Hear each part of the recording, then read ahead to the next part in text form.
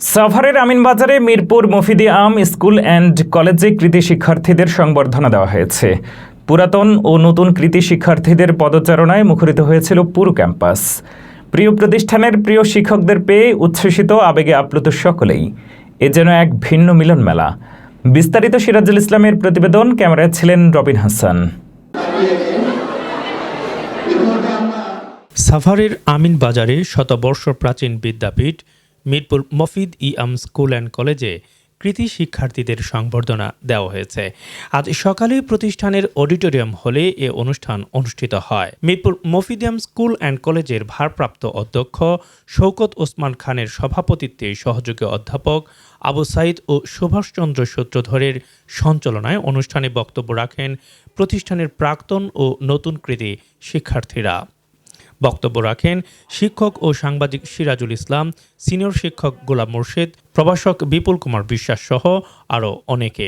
অনুষ্ঠানে অন্যান্যদের মধ্যে উপস্থিত ছিলেন ম্যানেজিং কমিটির অন্যতম স্কুল শাখার সদস্য অ্যাডভোকেট ফরহাদুল হক, কলেজ শাখার অভিভাবক প্রতিনিধি আসাদুজ্জামান আসাদ, কলেজ শাখার শিক্ষক প্রতিনিধি যোগেন্দ্র চন্দ্র মণ্ডল, স্কুল শাখার শিক্ষক প্রতিনিধি আয়ুব আলী ও শাহনাজ বেগম এবং মর্নিং শিফটের ভারপ্রাপ্ত সহকারী প্রধান শিক্ষক অলোক কুমার শীল।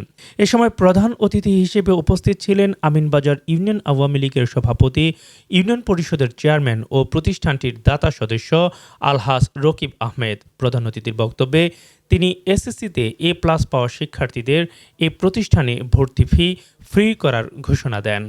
এবার যারা কৃতি ছাত্রছাত্রীবৃন্দ রয়েছেন তারা এই মিরপুর মফিদ আম স্কুল অ্যান্ড কলেজে ভর্তি হবেন এই আশা আমি ব্যক্ত করছি। কারণ তাদের জন্য আমাদের তরফ থেকে আমরা ভর্তি ফি ফ্রি করার একটা চিন্তাভাবনা করছি।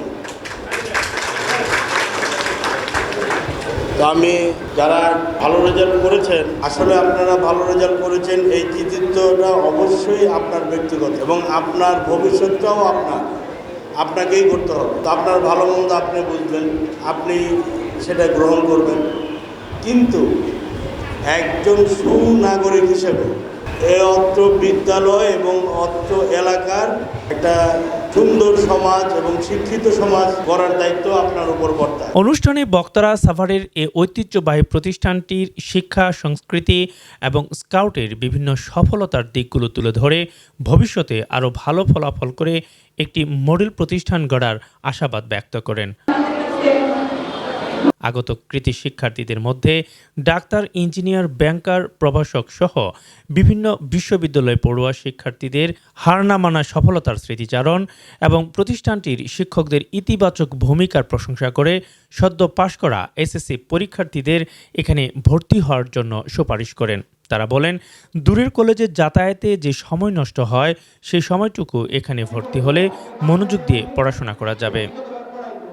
সভাপতির বক্তব্যে ভারপ্রাপ্ত অধ্যক্ষ শওকত ওসমান খান বলেন, সকলের সার্বিক সহযোগিতা পেলে এই ঐতিহ্যবাহী প্রতিষ্ঠানকে আরও সফলতার শিখরে নিয়ে যেতে চাই, স্থাপন করতে চাই অনুসরণীয় দৃষ্টান্ত। আলোচনা অনুষ্ঠান শেষে কৃতি শিক্ষার্থীদের মাঝে ক্রেস্ট বিতরণ করা হয়, পরে তাদের মাঝে মিষ্টি বিতরণ করা হয়।